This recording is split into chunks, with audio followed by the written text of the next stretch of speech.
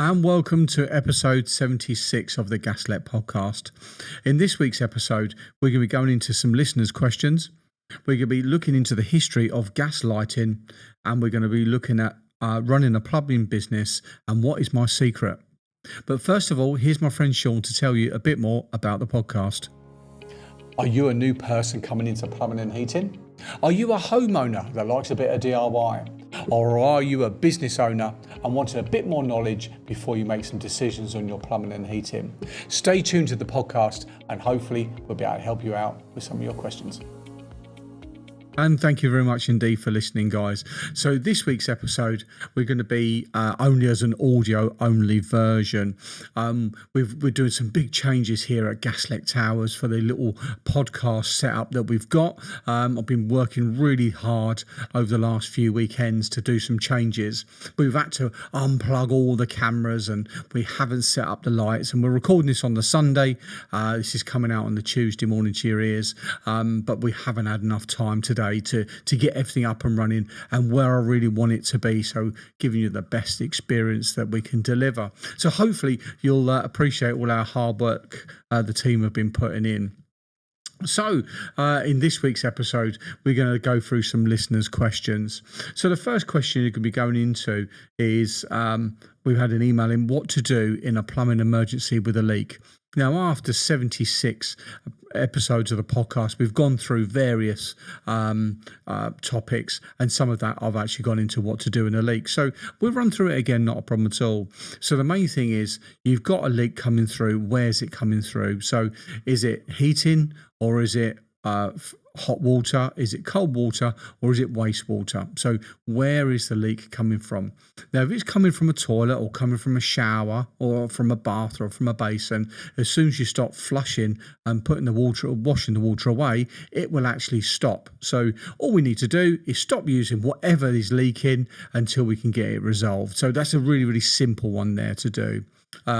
Shower cubicles are another tricky one. It's a lot of water in a very small area.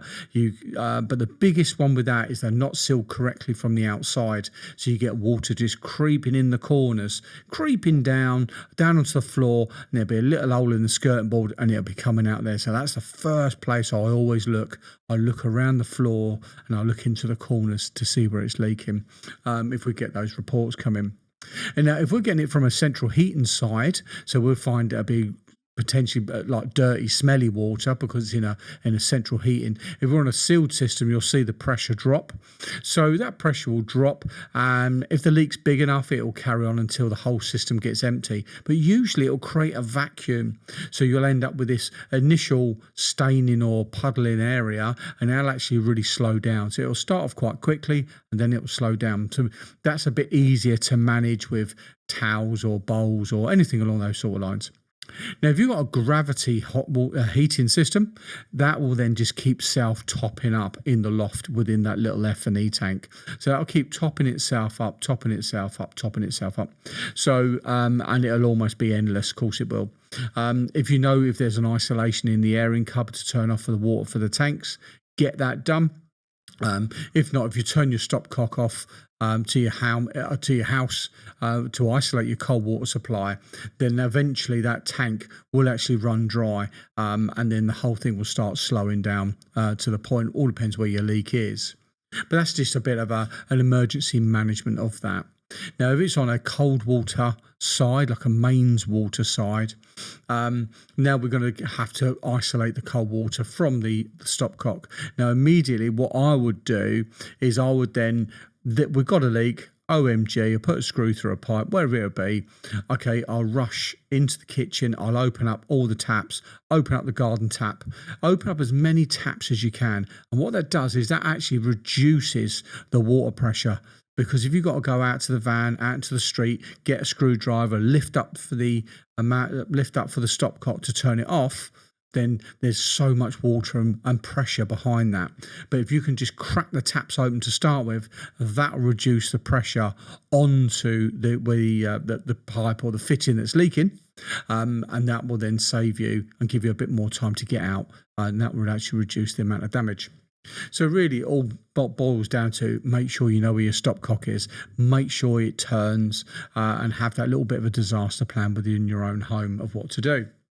So another email we got in is how to hire a plumber. So I presume that means plumber or heating engineer, but in the same category there. So like any trade, if you're somewhere in the country, somewhere in the world, and you need to hire someone, you don't know anyone, you've got no personal recommendations, and you're completely hiring blind, is that there will be trade associations like Gaslec here in the UK, and you can go onto the website, and there'll be a fixed register for all the people that are registered and qualified within the different areas. Now, if you're looking at plumbing here in the UK, we don't really have. There's a few schemes that are going that are not compulsory. But what I would always say is that have a look, and someone's been established a while, they'll have some sort of reviews that are out there. They'll have platforms, they'll have a website. If it's Dodgy Dave that's signing on the dole every 2 weeks, I don't know if it still happens anymore, but, and it's a bit of a fly-by-night thing. They won't have a social media presence. They won't have a website. They potentially won't have a sign written vehicle. They'll turn up in an estate car with a little bag of tools, or I've actually seen people turn up with carrier bags with tools in. More of a handy person than a competent and maybe a confident plumber. So just have a look at their demeanour as well when they arrive. But if you're really nervous about these people, just ask them for a copy of their insurance policy, their public liability, before they arrive. And we have it here at Gaslec. We've had a few customers ask us for our insurance details. Not a problem at all. It's on our system. We'll just ping it over to them so they can have a look at it, just to make sure, just to put their mind at rest. But as we are Gassafe registered as well, we're VAT registered, and we've got all of our limited company details that are all over the internet. You can cross-reference us left, right, and in the centre to see that we're actually a bona fide company. But do your due diligence really onto it. And with the review side, I always say just take it as a bit of a pinch of salt, because you'll always get you'll have one experience, you'll have one job that'll happen. And the person, all they want to do is jump onto a review site and leave you a really nasty, horrible review, which isn't a true reflection. Obviously, there's two sides to everything, and you can't always reply with how you wish to as a business owner. You have to have a certain amount of professionalism about you. Sometimes I really do want to, we've had the odd one here at Gaslec, and you really want to go back and say, actually, this is what happened here, left, right, and centre, but you can't do that, which is a bit frustrating. You feel like your hands are tied sometimes. So take it as a bit of a pinch of salt. Things do go wrong. Things don't go as planned. Some people's expectations for one reason or another aren't met in a job. So if they've got 500 dodgy reviews, then you can see it. But if they've got lots of good ones and the odd bad one, then just take that as read. Really, that's just humans and life, really. So the last question come in about renting, if you're renting a home. So I'm going to sort of go through a couple of other bits really. So from us as plumbers and gas engineers, so the rental category within here in the UK, it's about 35% of people actually rent. And that's privately as well as from social housing. So generally, unless there's a prior arrangement been made with your landlord or with your estate agent, your management agent that you're actually in contact with, typically you'll report back any leaks, any plumbing, any heating issues to them, and then they will nominate a person to come out and to put the problem right, or come and see you and address the issue. So we have it here at Gaslec where some people actually call us up and say, "Yeah, I've got this leak here. Can you come around and sort it? I'm in a rental." I said, "Yeah, not a problem at all.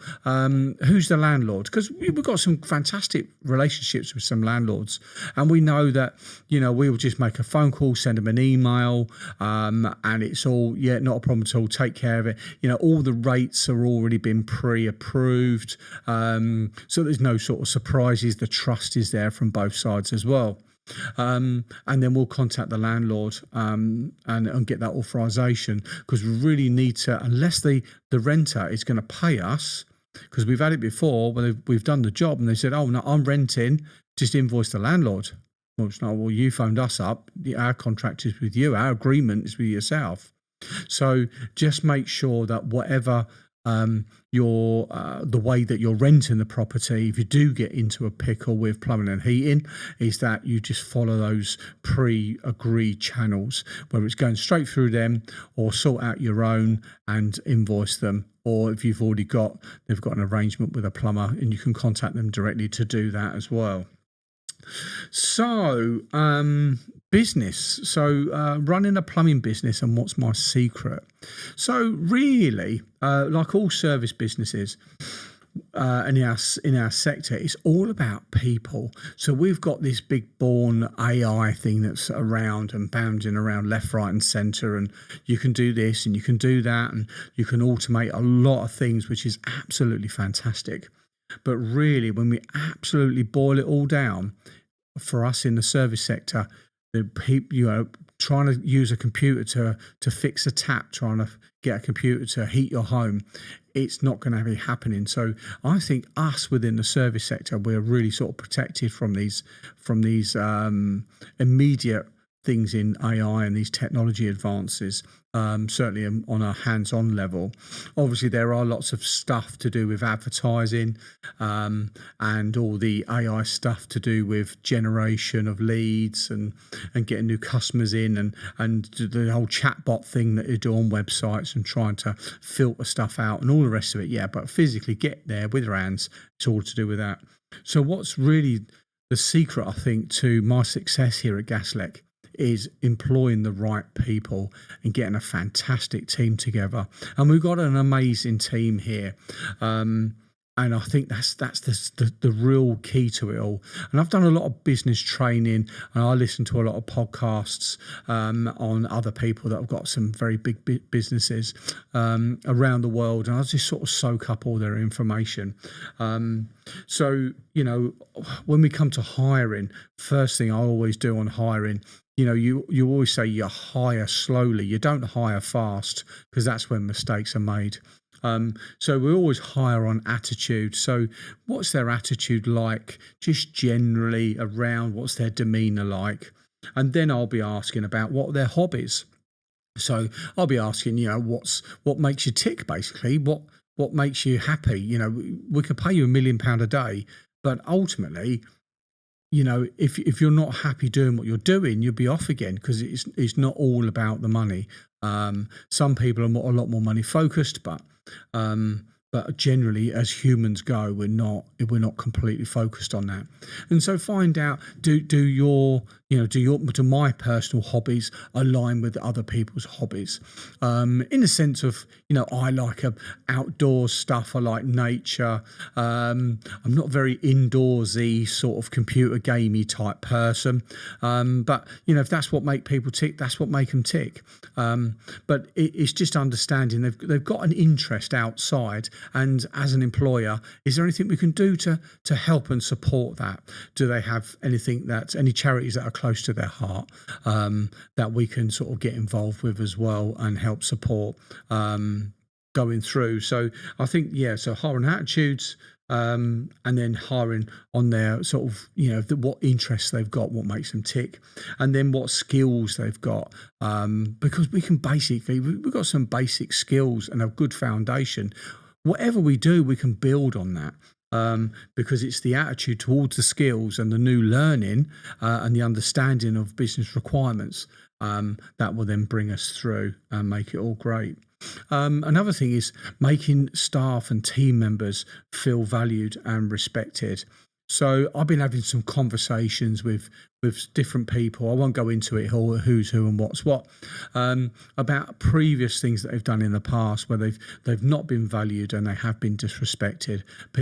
Managers swearing at people, shouting at people, acting in a very, very, very unprofessional way in front of them as well, in front of customers.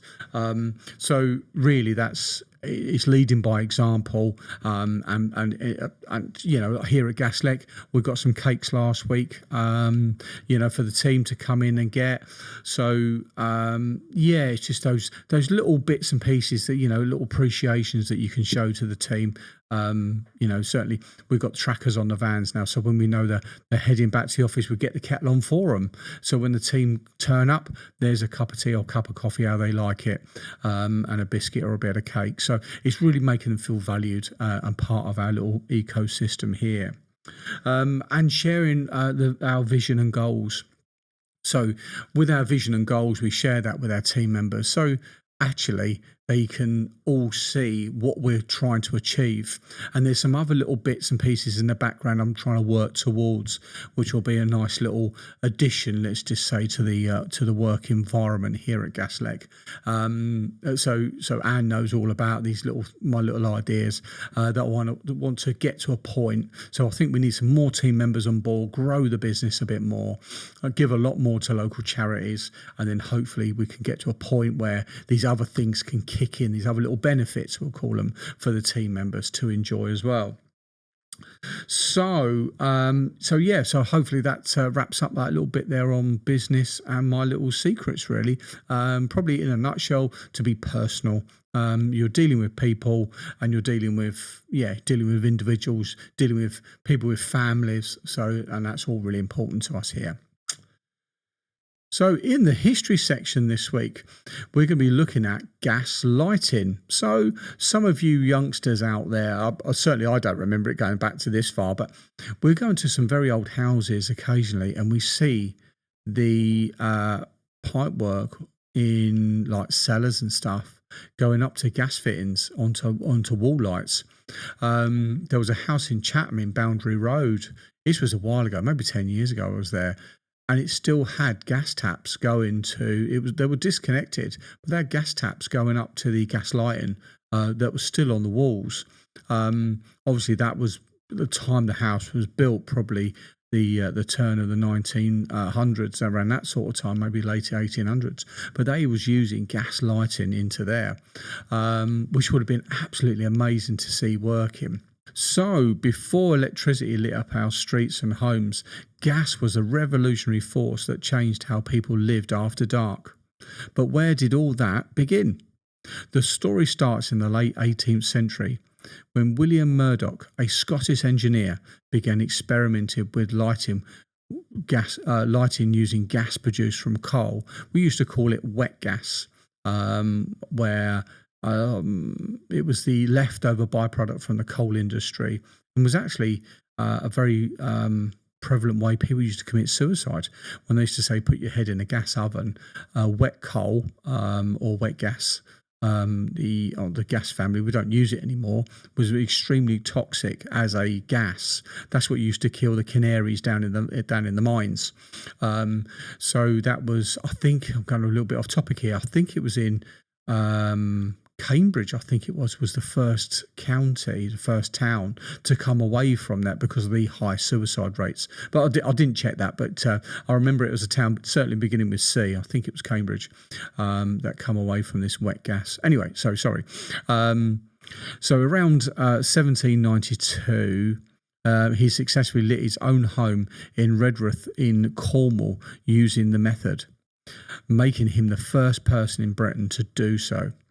By the early 1800s, the idea caught on, and in 1807, London was its first public gas lighting, when the Pall Mall was illuminated by Gaslight and Coke Company, founded by Frederick Windsor. Imagine it, the first time Londoners could stroll through a gaslit street at night. It was a marvel of its age, and soon gas lamps become the symbol of modern progress. Throughout the 19th century, gas lighting spread rapidly. Streets and factories, theatres, and eventually homes began to glow with that soft yellow light. And by the 1820s, most major British cities had gasworks, large plants that produced gas from coal, distributing it through the expanding network and underground iron pipes. And of course, this was a major turning point, not just for gas lighting, but also for the urban infrastructure. The development of gas networks laid much of the groundwork for the modern plumbing and utility systems, the very ones that still depend on today, but in a much safer and cleaner forms. By the late 1800s, the gas lighting had reached its peak and wouldn't last forever. With the arrival of electric lighting in the early 20th century, gradually pushed all the gas lamps aside.